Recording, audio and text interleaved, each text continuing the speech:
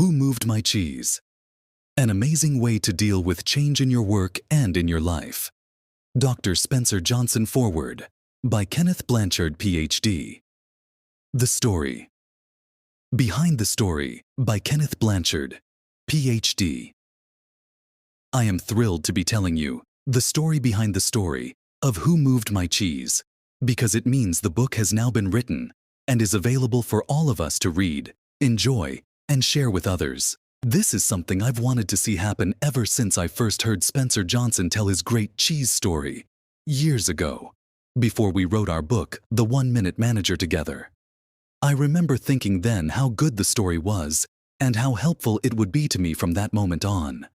Who Moved My Cheese is a story about change that takes place in a maze where 4 amusing characters look for cheese being a metaphor for what we want to have in life.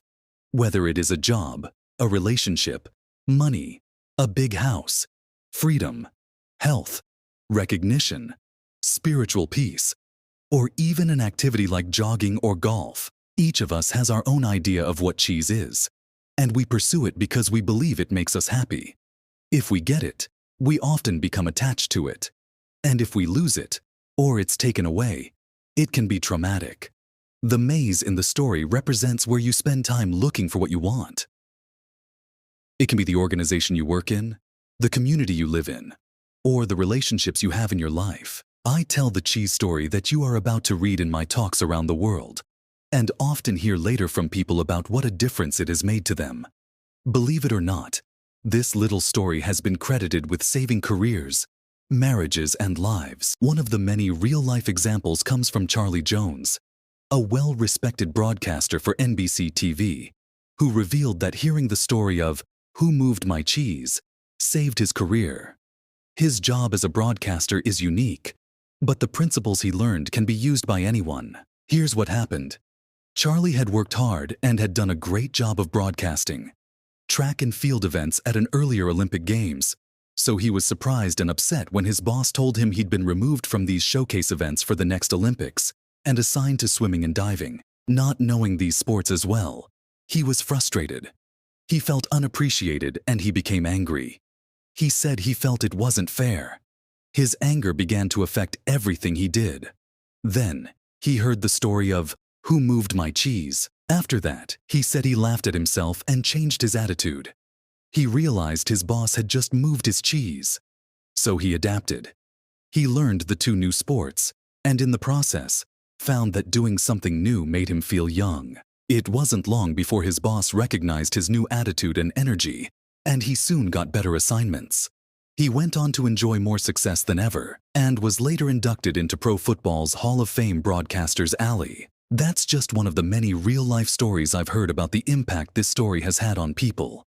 From their work life to their love life. I'm such a strong believer in the power of Who Moved My Cheese that I recently gave a copy of an early pre-publication edition to everyone, more than 200 people, working with our company. Why? Because like every company that wants to not only survive in the future, but stay competitive, Blanchard Training and Development is constantly changing. They keep moving our cheese. While in the past we may have wanted loyal employees, today we need flexible people who are not possessive about the way things are done around here. And yet, as you know, living in constant white water with the changes occurring all the time at work or in life can be stressful, unless people have a way of looking at change that helps them understand it. Enter the cheese story. When I told people about the story and then they got to read Who Moved My Cheese, you could almost feel the release of negative energy beginning to occur. Person after person from every department went out of their way to thank me for the book and told me how helpful it had been to them already in seeing the changes going on in our company in a different light.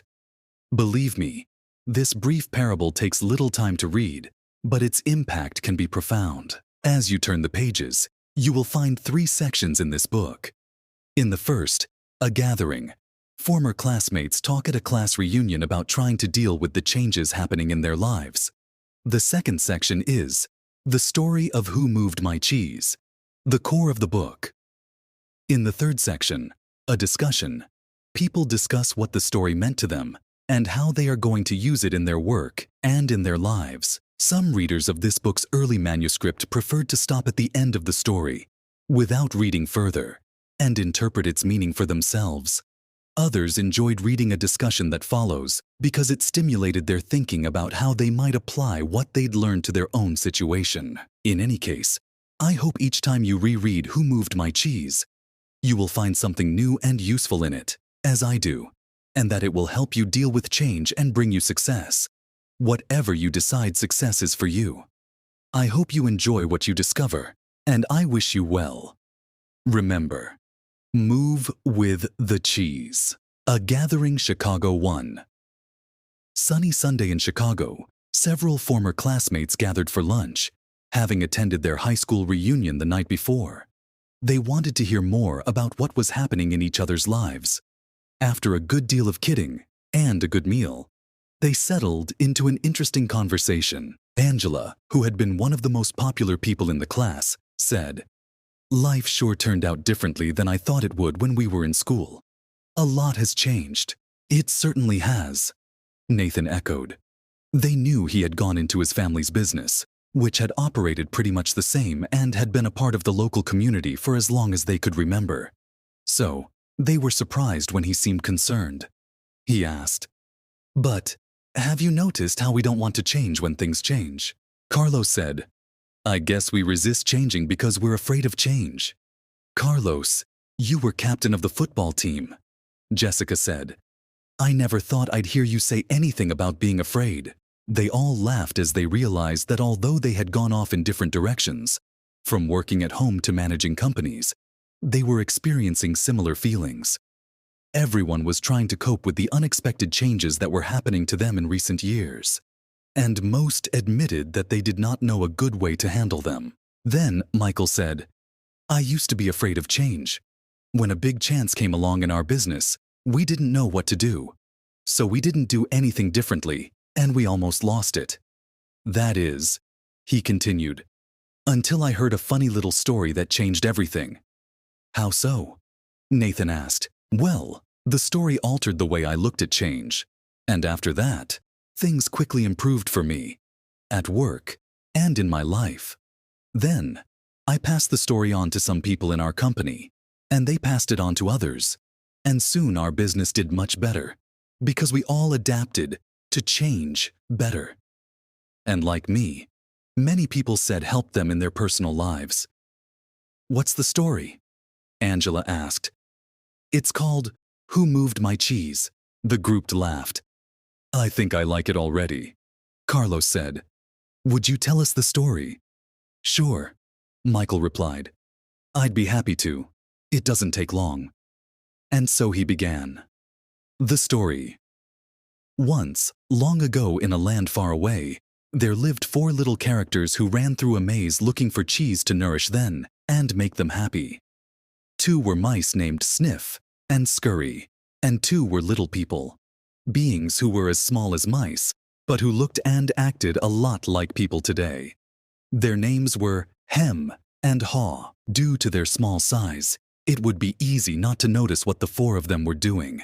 But if you looked closely enough, you could discover the most amazing things. Every day the mice and the little people spent time in the maze looking for their own special cheese. The mice, Sniff and Scurry, possessing only simple rodent brains, but good instincts, searched for the hard nibbling cheese they liked, as mice often do. The 2 people, Hem and Haw, used their brains, filled with many beliefs, to search for a very different kind of cheese, with a capital C, which they believed would make them feel happy and successful. As different as the mice and little people were, they shared something in common. Every morning, they each put on their jogging suits and running shoes, left their little homes, and race out into the maze looking for their favorite cheese. The maze was a labyrinth of corridors and chambers, some containing delicious cheese. But there were also dark corners and blind alleys leading nowhere. It was an easy place for anyone to get lost. However, the 2 little people, Hem and Haw, used a different method that relied on their ability to think and learn from their past experiences, although they would sometimes get confused by their beliefs and emotions. Eventually, in their own way, they all discovered what they were looking for. They each found their own kind of cheese one day at the end of one of the corridors in Cheese Station C. Every morning after that, the mice and the little people dressed in their running gear and headed over to Cheese Station C. It wasn't long before they each established their own routine. Sniff and Scurry continued to wake early every day and race through the maze, always following the same route. When they arrived at their destination, the mice took off their running shoes, tied them together, and hung them around their necks, so they could get to them quickly whenever they needed them again. Then, they enjoyed the cheese. In the beginning, Hem and Haw also raced toward Cheese Station C every morning to enjoy the tasty new morsels that awaited them. But after a while, a different routine set in for the little people. Hem and Haw awoke each day a little later, dressed a little slower, and walked to Cheese Station C. After all, they knew where the cheese was now and how to get there. They had no idea where the cheese came from, or who put it there. They just assumed it would be there. As soon as Hem and Haw arrived at Cheese Station C each morning, they settled in and made themselves at home. They hung up their jogging shoes and out on their slippers. They were becoming very comfortable now that they had found the cheese. "This is great," Hem said. "There's enough cheese here to last us forever." The little people felt happy and successful, and thought they were secure. It wasn't long before Hem and Haw regarded the cheese they found at Cheese Station C as their cheese. It was such a large store of cheese that they eventually moved their homes to be closer to it, and built a social life around it, to make themselves feel more at home. Hem and Haw decorated the walls with sayings and even pictures of cheese around them, which made them smile. One read, "Having cheese makes you happy. Happy." Sometimes Hem and Haw would take their friends by in to see their pile of cheese at Cheese Station C, and point to it with pride, saying, "Pretty nice cheese, huh?" Sometimes they shared it with their friends, and sometimes they didn't. "We deserve this cheese," Hem said. "We certainly had to work long and hard enough to find it." He picked up a nice fresh piece and ate it. Afterwards, Hem fell asleep, as he often did. Every night the little people would waddle home, full of cheese, and every morning they would confidently return for more. This went on for quite some time. After a while, Hem's and Haw's confidence grew into arrogance. Soon they became so comfortable, they didn't even notice what was happening. As time went on, Sniff and Scurry continued their routine. They arrived early each morning and sniffed and scratched and scurried around Cheese Station C, inspecting the area to see if there had been any changes from the day before. Then they would sit down to nibble on the cheese. One morning they arrived at Cheese Station C and discovered there was no cheese. They weren't surprised. Since Sniff and Scurry had noticed the supply of cheese had been getting smaller every day, they were prepared for the inevitable and knew instinctively what to do. They looked at each other, removed the running shoes they had tied together, and hung conveniently around their necks, put them on their feet and laced them up. The mice did not overanalyze things, and they were not burdened with many complex beliefs.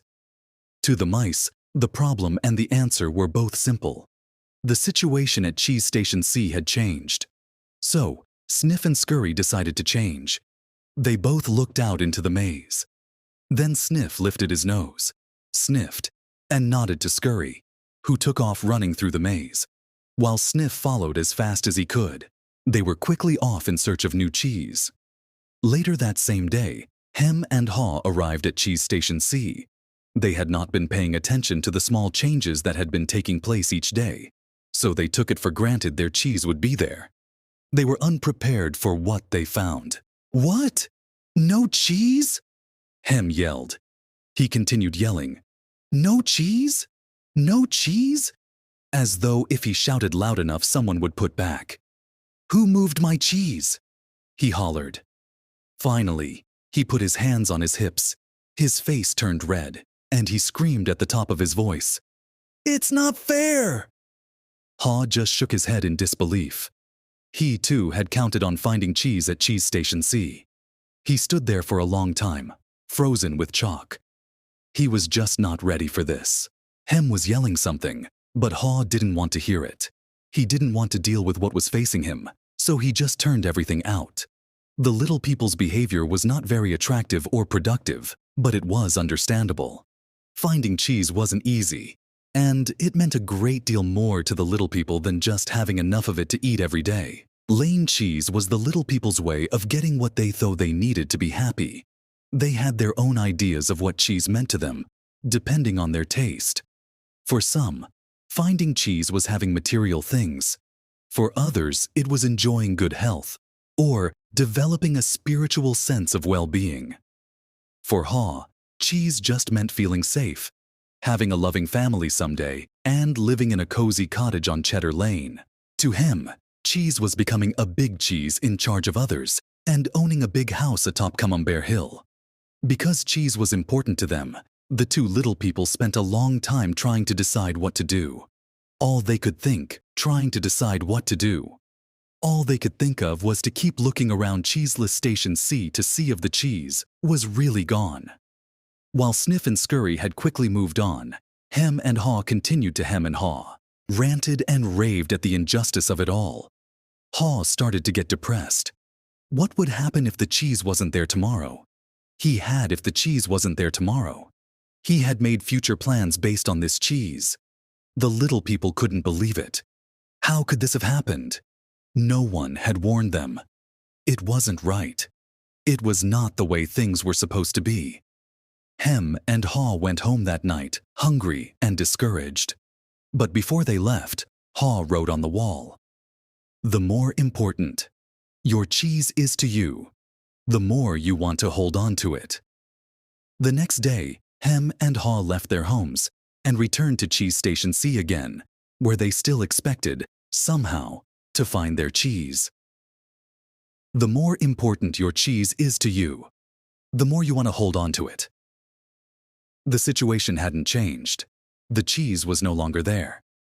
The little people didn't know what to do. Hem and Haw just stood there, immobilized like two statues. Haw shut his eyes as tight as he could and put his hands over his ears. He just wanted to block everything out. He didn't want to know the cheese supply had gradually been getting smaller. He believed it had been moved all of a sudden. Hem analyzed the situation over and over, and eventually, his complicated brain with its huge belief system took hold. "Why did they do this to me?" he demanded. "What's really going on here?" Finally, Haw opened his eyes, looked around and said, "By the way, where are Sniff and Scurry? Do you think they know something we don't?" Hem scoffed. "What would they know?" Hem continued, "They're just simple mice. They just respond to what happens. We're little people. We're special. We should be able to figure this out. And besides, we deserve better. This should not happen to us. Or if it does, we should at least get some benefits." "Why should we get benefits?" Haw asked. "Because we're entitled," Hem claimed. "Entitled to what?" Haw wanted to know. "We're entitled to our cheese." "Why?" Haw asked. "Because we didn't cause this problem," Hem said. "Somebody else did this, and we should get something out of it." Haw suggested, "Maybe we should stop analyzing the situation so much and just get going and find some new cheese." "Oh no," Hem argued. "I'm going to get to the bottom of this." Hem and Haw were still trying to decide what to do. Sniff and Scurry were already on their way. They went further into the maze, up and down corridors, looking for cheese in every cheese station they could find. They didn't think of anything else but finding new cheese. They didn't find any for some time until they finally went into an area of the maze where they had never been before. Cheese Station N. They squealed with delight. They found what they had been looking for, a great supply of new cheese. They could hardly believe their eyes. It was the biggest store of cheese the mice had ever seen. In the meantime, Hem and Haw were still back in Cheese Station C, evaluating their situation. They were now suffering from the effects of having no cheese. They were becoming frustrated and angry, and were blaming each other for the situation they were in. Now and then, Haw thought about his mice buddies, Sniff and Scurry, and wondered if they had found any cheese yet. He believed they might be having a hard time, as running through the maze usually involved some uncertainty. But he also knew that it was likely to only last for a while. Sometimes Haw would imagine Sniff and Scurry finding new cheese and enjoying it. He thought about how good it would be for him to be out on an adventure in the maze and to find fresh new cheese. He could almost taste it. The more clearly Haw saw the image of himself finding and enjoying the new cheese, the more he saw himself leaving Cheese Station C. "Let's go!" he exclaimed all of a sudden. "No," Hem quickly responded. "I like it here. It's comfortable. It's what I know. Besides, it's dangerous out there." "No, it isn't," Haw argued. "We've run through many parts of the maze before, and we can do it again." "I'm getting too old for that," Hem said. "And I'm afraid I'm not interested in getting lost and making a fool of myself." "Are you?" With that, Haw's fear of falling returned, and his hope of finding new cheese faded. So every day, the little people continued to do what they had done before. They went to Cheese Station C, found no cheese, and returned home, carrying their worries and frustrations with them. They tried to deny what was happening, but found it harder to get to sleep, had less energy the next day, and were becoming irritable. Their homes were not the nurturing places they once were. The little people had difficulty sleeping and were having nightmares about not finding any cheese.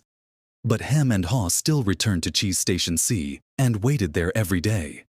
Hem said, "You know, if we just work harder, we'll find that nothing has really changed that much. The cheese is probably nearby. Maybe they just hid it behind the wall." The next day, Hem and Haw returned with tools. Hem held the chisel while Haw banged on the hammer until they made a hole in the wall of Cheese Station C. They peered inside, but found no cheese. They were disappointed, but believed they could solve the problem. So they started earlier, stayed longer, and worked harder. But after a while, all they had was a large hole in the wall. Haw was beginning to realize the difference between activity and productivity. "Maybe," Hem said, "we should just sit here and see what happens. Sooner or later, they have to put the cheese back." Haw wanted to believe that. So each day, he went home to rest and returned reluctantly with Hem to Cheese Station C. But cheese never reappeared. By now, the little people were growing weak from hunger and stress. Haw was getting tired of just waiting for their situation to improve. He began to see that the longer they stayed in their cheeseless situation, the worse off they would be. Haw knew they were losing their edge. Finally, one day Haw began laughing at himself. "Haw, Haw, look at me. I keep doing the same things over and over again and wonder why things don't get better. If this wasn't so ridiculous, it would be even funnier." Haw did not like the idea of having to run through the maze again, because he knew he would get lost and have no idea where he would find any cheese. But he had to laugh at his folly when he saw what his fear was doing to him. He asked Hem, "Where did we put our jogging suits and running shoes?" It took a long time to find them because they had put everything away when they found their cheese at Cheese Station C, thinking they wouldn't be needing them anymore. As Hem saw his friend getting into his running gear, he said, "You're not really going out into the maze again, are you? Why don't you just wait here with me until they put the cheese back?" "Because you just don't get it," Haw said. "I didn't want to see it either, but now I realize they're never going to put the old cheese back. That was yesterday's cheese. It's time to find new cheese." Hem argued, "But what if there is no cheese out there? Or even if there is, what if you don't find it?" "I don't know," Haw said. He had asked himself those same questions too many times and started to feel the fears again that kept him where he was. Then he thought about finding new cheese and all the good things that came with it and gathered his courage. "Sometimes," Haw said, "things change and they are never the same again. This looks like one of those times, Hem. That's life. Life moves on, and so should we." Haw looked at his emaciated companion and tried to talk sense to him, but Hem's fear had turned into anger, and he wouldn't listen. Haw didn't mean to be rude to his friend, but he had to laugh at how silly they both looked. As Haw prepared to leave, he started to feel more alive, knowing that he was finally able to laugh at himself, let go, and move on. He announced, "It's maze time." Hem didn't laugh, and he didn't respond. Haw picked up a small, sharp rock and wrote a serious thought on the wall for Hem to think about. As was his custom, Haw even drew a picture of cheese around it, hoping it would help Hem to smile, lighten up, and go after the new cheese. But Hem didn't want to see it. It read, "If you do not change, you can become extinct." Then, Haw stuck his head out and peered anxiously into the maze. He thought about how he'd gotten himself into this cheeseless situation. He had believed that there may not be any cheese in the maze, or he may not find it. If you do not change, you can become extinct. Such fearful beliefs were immobilizing and killing him. Haw smiled. He knew Hem was wondering, "Who moved my cheese?" But Haw was wondering, "Why didn't I get up and move with the cheese sooner?" As he started out into the maze, Haw looked back to where he had come from and felt its comfort. He could feel himself being drawn back into familiar territory. Even though he hadn't found cheese there for some time, Haw became more anxious and wondered if he really wanted to go out into the maze. He wrote a saying on the wall ahead of him and stared at it for some time. What would you do if you weren't afraid? He thought about it.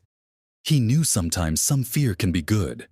When you are afraid things are going to get worse if you don't do something, it can prompt you into action. But it is not good when you are so afraid that it keeps you from doing anything. He looked to his right, to the part of the maze where he had never been, and felt the fear. Then, he took a deep breath, turned right into the maze, and jogged slowly into the unknown. As he tried to find his way, Haw worried at first that he might have waited too long in Cheese Station C. He hadn't had any cheese for so long that he was now weak. It took him longer, and it was more painful than usual to get through the maze. He decided that if he ever got the chance again, he would adapt to change sooner. It would make things easier. Then, Haw smiled a weak smile as he thought, "Better late than never." During the next several days, Haw found a little cheese here and there, but nothing that lasted very long. He had hoped to find enough cheese to take some back to Hem and encourage him to come out into the maze. But Haw didn't feel confident enough yet. He had to admit, he found it confusing in the maze. Things seemed to have changed since the last time he was out here. Just when he thought he was getting ahead, he would get lost in the corridors.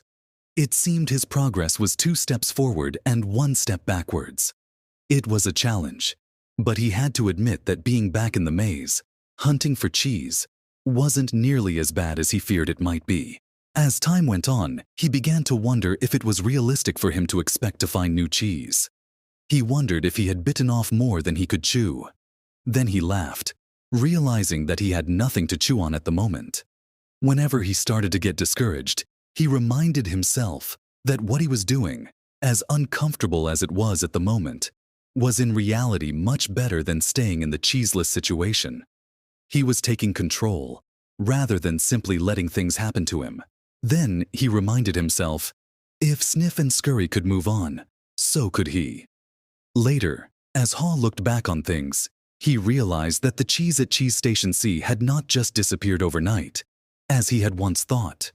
The amount of cheese that had been there toward the end had been getting smaller, and what was left had grown old. It didn't taste as good.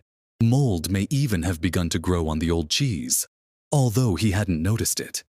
He had to admit, however, that if he had wanted to, he probably could have seen what was coming. But he didn't.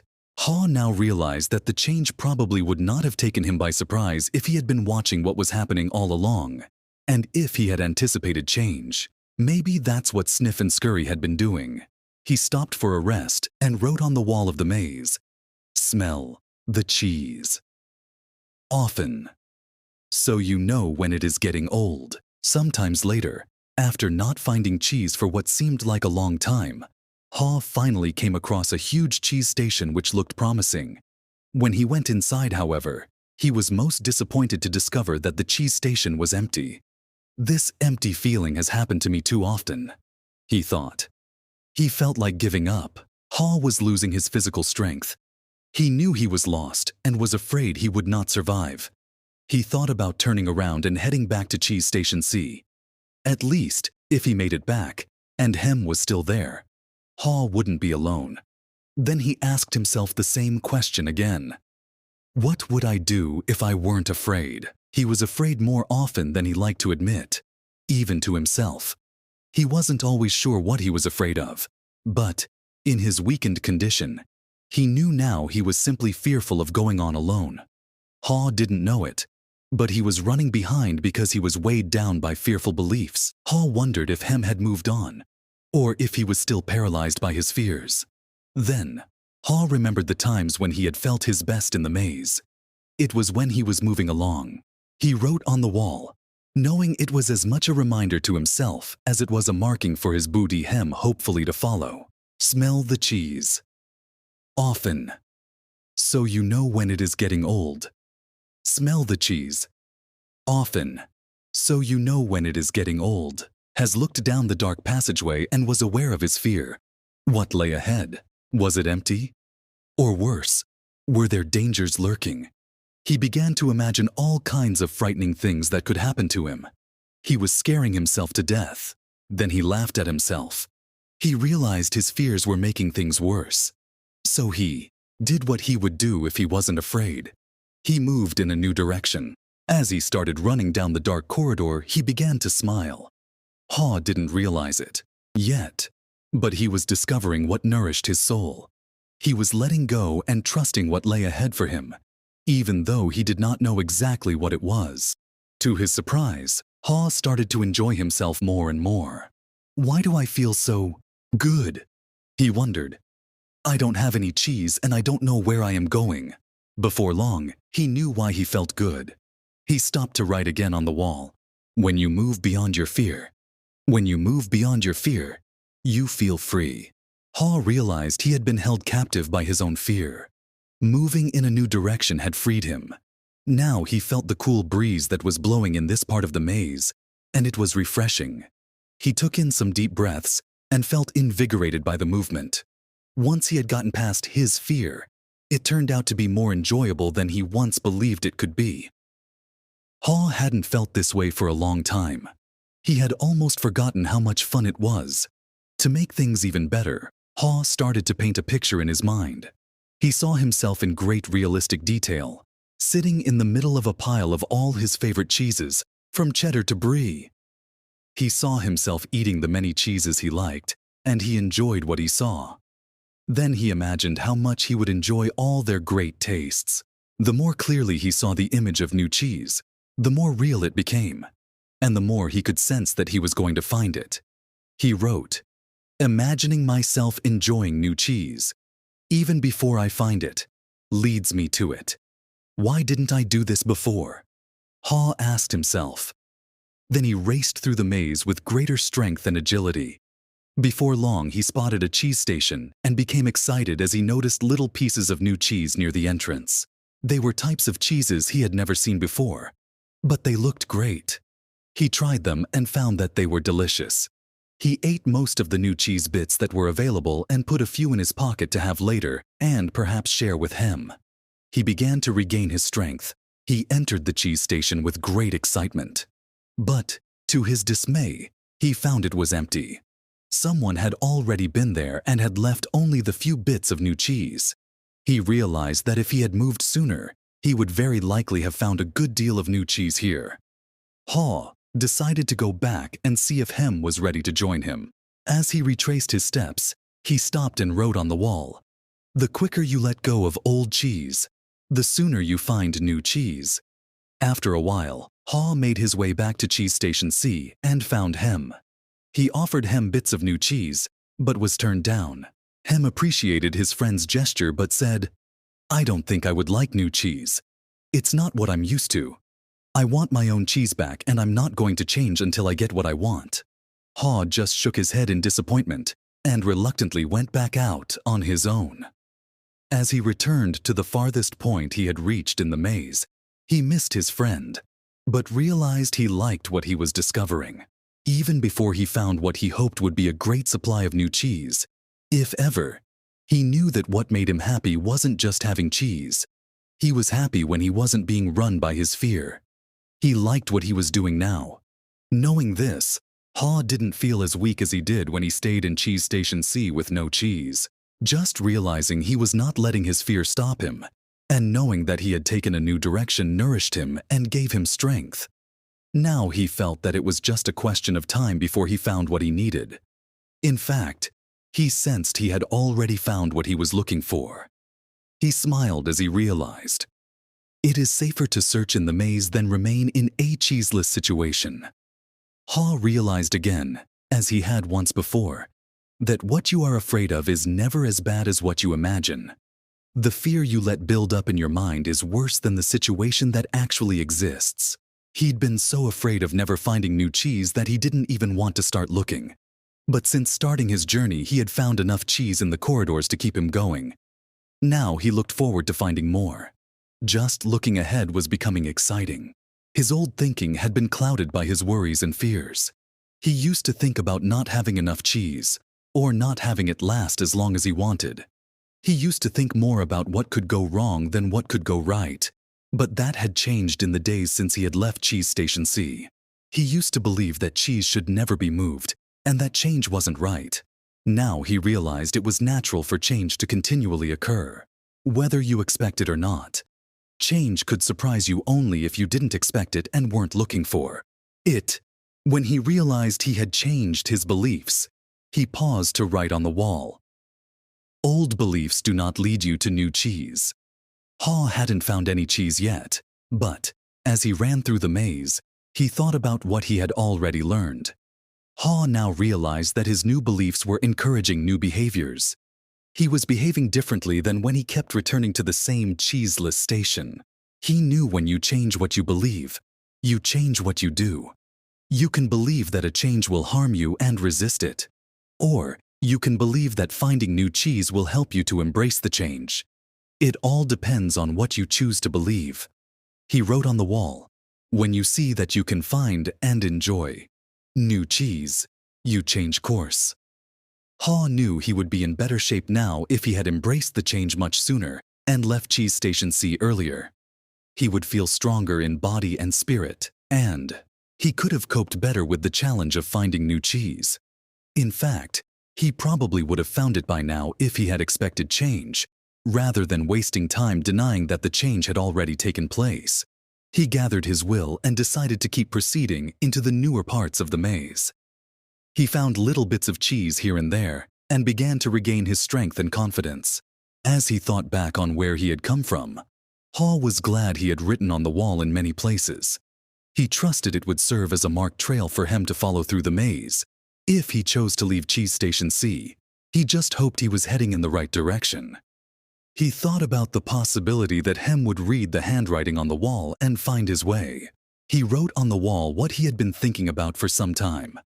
Noticing small changes. Early helps you adapt to the bigger changes that are to come. By now, Haw had let go of the past and was adapting to the future. He continued on through the maze with greater strength and speed.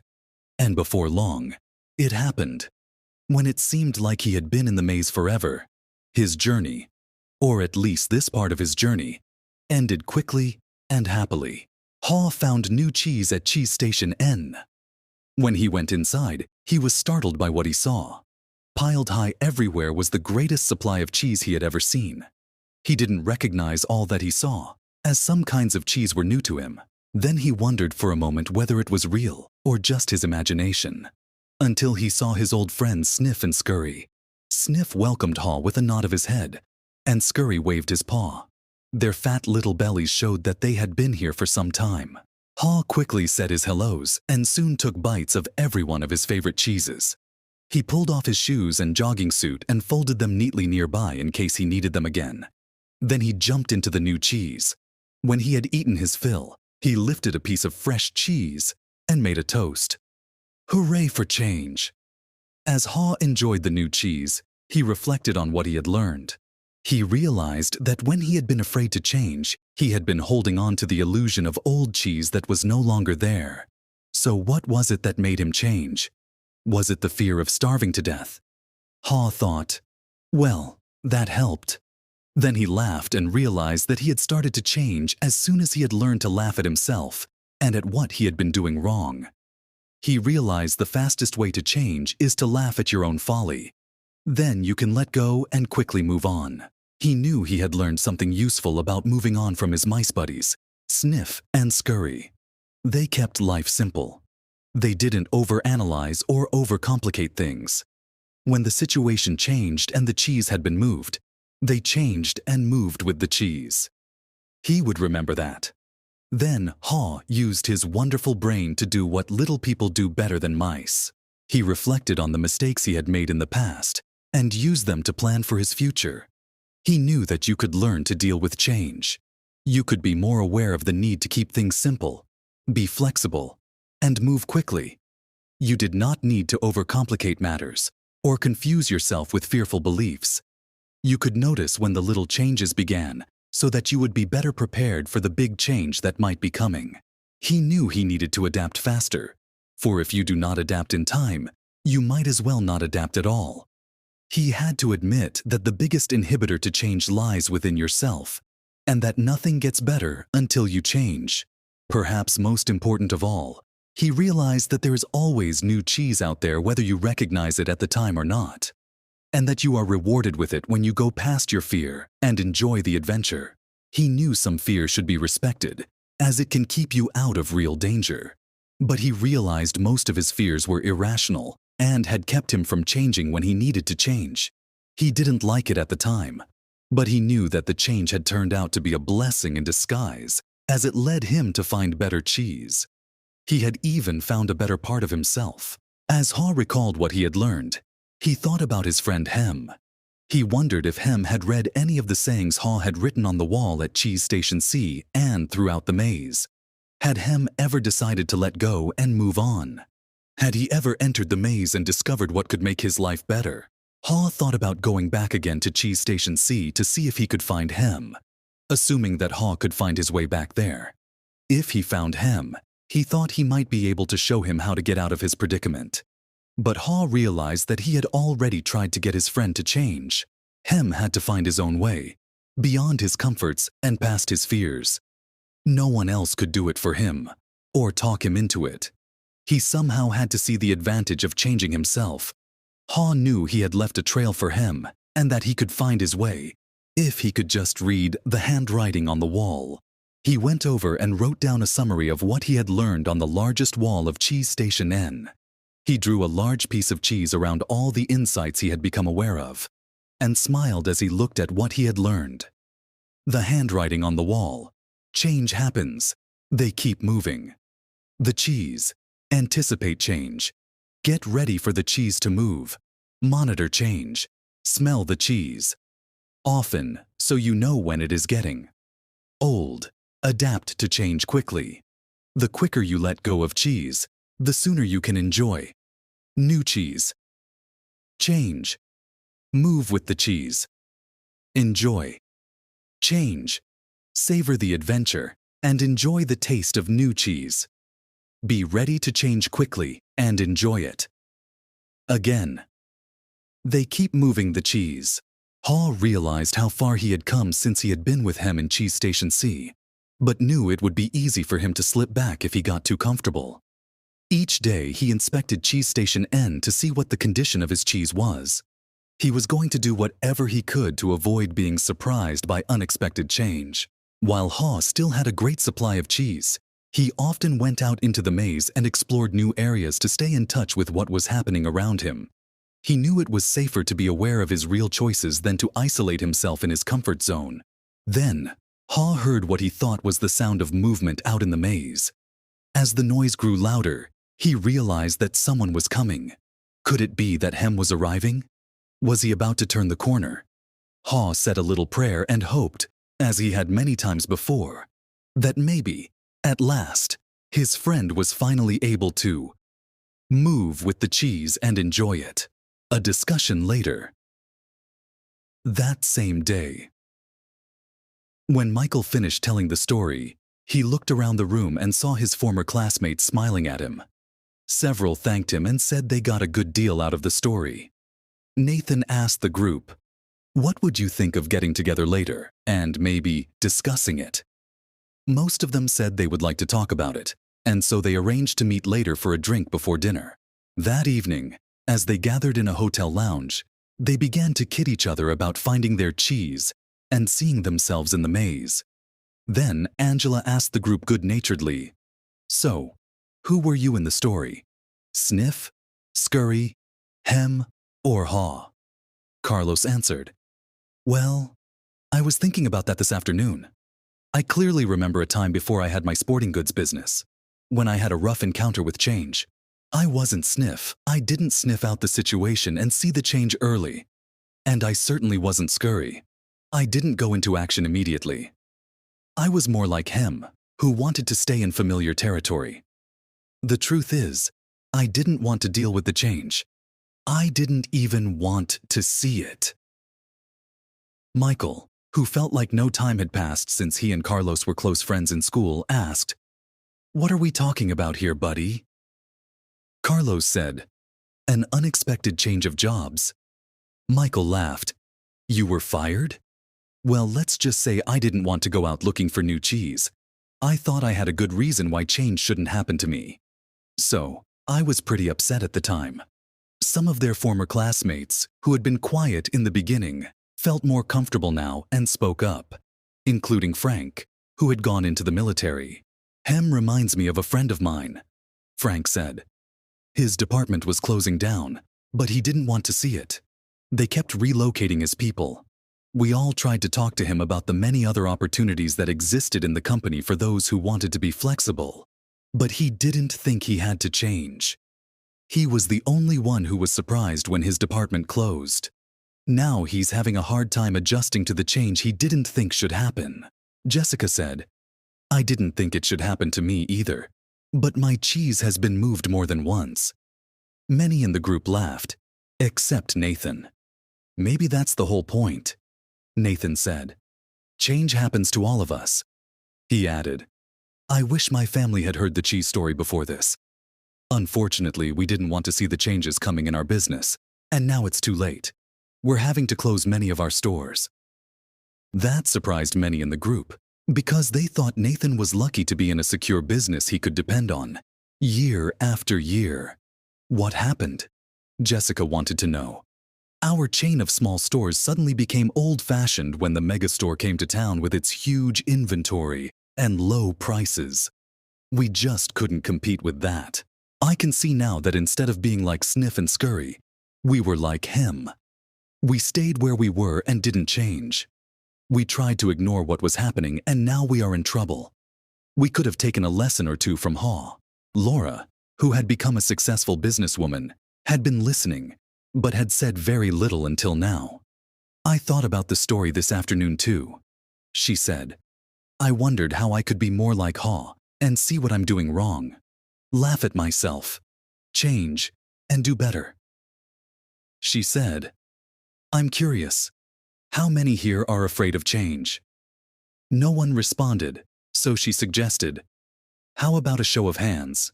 Only one hand went up. "Well, it looks like we've got one honest person in our group," she said, and then continued, "Maybe you'll like this next question better. How many here think other people are afraid of change?" Everyone raised their hands. Then they all started laughing. "What does that tell us?" "Denial," Nathan answered. Michael admitted, "Sometimes we're not even aware that we're afraid." I know I wasn't. When I first heard the story, I loved the question, "What would you do if you weren't afraid?" Then Jessica added, "Well, what I got from the story is that change is going to happen, whether I'm afraid of it, or whether I like it, or not." I remember years ago when our company was selling sets of encyclopedia books. One person tried to tell us that we should put our whole encyclopedia on a single computer disk and sell it for a fraction of the cost. It would cost us so much less to manufacture, and so many more people could afford it. But we all resisted. "Why did you resist?" Nathan asked. "Because we believed then that the backbone of our business was our large sales force, who called on people door to door. Keeping our sales force depended on the big commissions they earned from the high price of our product. We had been doing this successfully for a long time and thought it would go on forever. It was your cheese. Nathan said. Yes, and we wanted to hang on to it. When I think back on what happened to us, I see that it's not just that they moved the cheese, but that the cheese has a life of its own and eventually runs out. Anyway, we didn't change. But a competitor did, and our sales fell badly. We've been going through a difficult time. Now, another big technological change is happening in the industry, and no one at the company seems to want to deal with it. It doesn't look good. I think I could be out of a job soon. It's maze time, Carlos called out. Everyone laughed, including Jessica. Carlos turned to Jessica and said, "It's good that you can laugh at yourself." Frank offered, "That's what I got out of the story. I tend to take myself too seriously. I noticed how Haw changed when he could finally laugh at himself and at what he was doing. No wonder he was called Haw." Angela asked, "Do you think that Hem ever changed and found new cheese?" Elaine said, "I think he did. I don't." Corey said, "Some people never change and they pay a price for it. I see people like Hem in my medical practice. They feel entitled to their cheese. They feel like victims when it's taken away and blame others.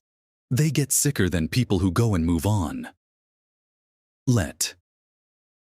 Then Nathan said quietly, as though he was talking to himself, "I guess the question is, what do we need to let go of, and what do we need to move on to?"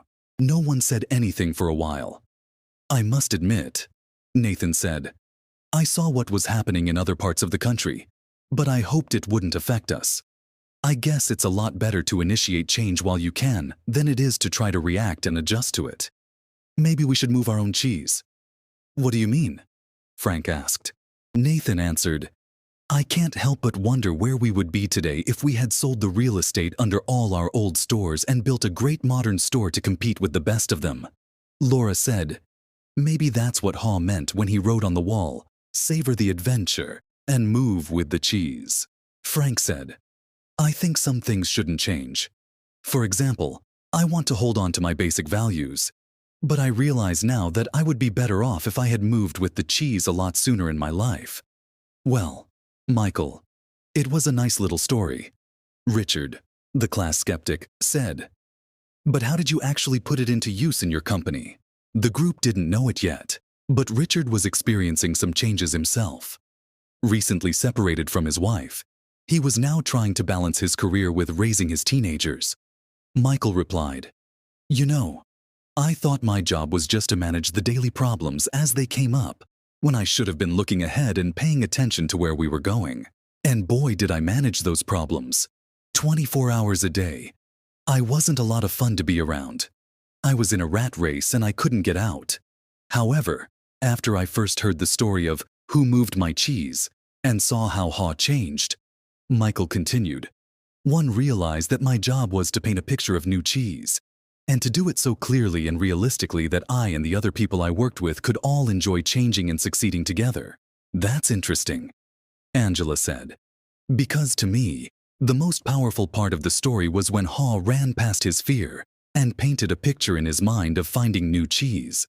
Running through the maze became less fearful and more enjoyable, and he eventually got a better deal."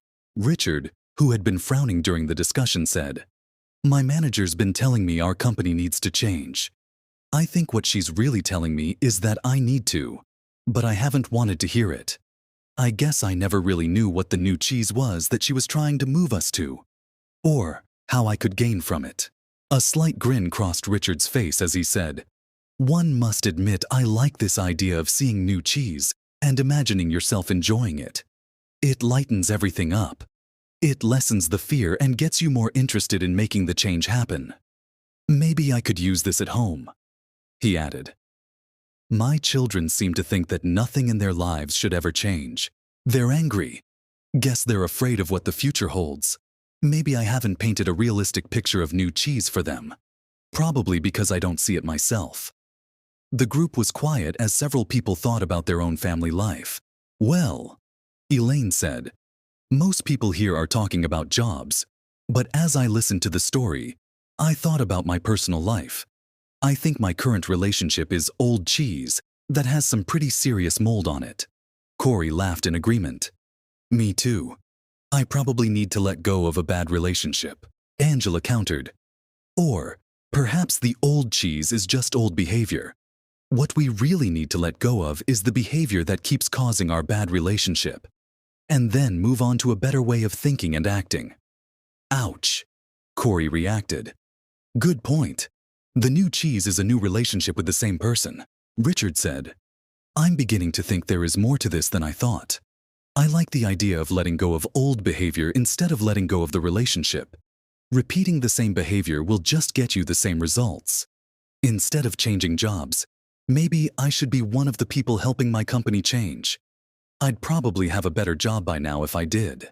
Then Becky, who lived in another city but had returned for the reunion, said, as I was listening to the story and to everyone's comments here, I've had to laugh at myself. I've been like Hem for so long, hemming and hawing and afraid of change.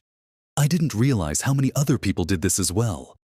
I'm afraid I've passed it on to my children without even knowing it. As I think about it, I realize change really can lead you to a new and better place, although you're afraid it won't at the time. I remember a time when our son was a sophomore in high school. My husband's job required us to move from Illinois to Vermont, and our son was upset because he had to leave his friends. He was a star swimmer and the high school in Vermont had no swim team. So, he was angry with us for making him move. As it turned out, he fell in love with the Vermont mountains, took up skiing, skied on his college team, and now lives happily in Colorado. If we had all enjoyed this cheese story together, over a cup of hot chocolate, we could have saved our family a lot of stress. Jessica said, I'm going home to tell my family this story. I'll ask my children who they think I am, Sniff, Scurry, Hem, or Haw, and who they feel they are. We could talk about what we feel our family's old cheese is and what the new cheese could be. That's a good idea, Richard said. Frank then commented, I think I'm going to be more like Haw and move with the cheese and enjoy it. And I'm going to pass this story along to my friends who are worried about leaving the military and what the change will mean to them.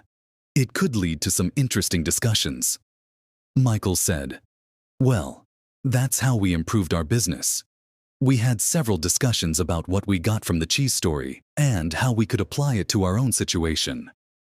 It was great because we had language that was fun for us to use to talk about how we were dealing with change. It was very effective, especially as it spread deeper into the company. How so? Nathan asked. Well, the further we went into our organization, the more people we found who felt they had less power. They were understandably more afraid of what the change imposed from above might do to them. So, they resisted change. In short, a change imposed is a change opposed. I only wished I'd heard the cheese story sooner. Michael added. How come? Carlos asked. Because by the time we got around to addressing the changes, our business had already fallen off so badly that we had to let people go, including some good friends. It was hard on all of us. However, practically everyone, those who left and those who stayed, said the cheese story helped them see things differently and cope better. Those who had to go out and look for a new job said it was hard at first, but recalling the story was a great help to them. Angela asked, what helped them most? Michael replied, after they got past their fear, they told me the best thing was realizing that there was new cheese out there just waiting to be found. They said holding a picture of new cheese in their minds made them feel better, and so they did better in job interviews. Several got better jobs. Laura asked, what about the people who remained in your company? Well, Michael said, instead of complaining about the changes that were happening, people now said, they just moved our cheese. Let's look for the new cheese. It saved a lot of time and reduced stress. Before long, the people who had been resisting saw the advantage of changing. They even helped bring about change. Corey said, why do you think that happened? I think a lot of it had to do with the kind of peer pressure that can exist in a company. What happens in most organizations you've been in when a change is announced by top management? Do most people say the change is a great idea or a bad idea? A bad idea. Frank answered. Yes, Michael agreed. Why? Carlos said. Because people want things to stay the same, and they think the change will be bad for them. When one smart person says the change is a bad idea, others say the same. Yes, they may not really feel that way, Michael said, but they agree in order to look smart as well. That's the sort of peer pressure that fights change in any organization. Becky added, in families, the same thing can happen between parents and children. Then she asked, so how were things different for you after people heard the cheese story? Michael said simply, people changed because no one wanted to look like him. Everyone laughed, including Nathan, who said, that's a good point. No one in my family would want to look like him. They might even change. Why didn't you tell us this story at our last reunion? This could really work. Michael offered one last thought. When we saw how well it worked for us, we passed the story along to people we wanted to do business with. Knowing their organizations were also dealing with change, we suggested we might be their new cheese. That is, better partners for them to succeed with. It led to new business. That gave Jessica several ideas and reminded her that she had some early sales calls in the morning. She looked at her watch and said, well, it's time for me to leave this cheese station and find some new cheese. The group laughed and began saying their goodbyes. Many of them wanted to continue the conversation but needed to leave. As they left, they thanked Michael again. He said, I'm very glad you found the story so useful, and I hope that you will have the opportunity to share it soon with others. The end.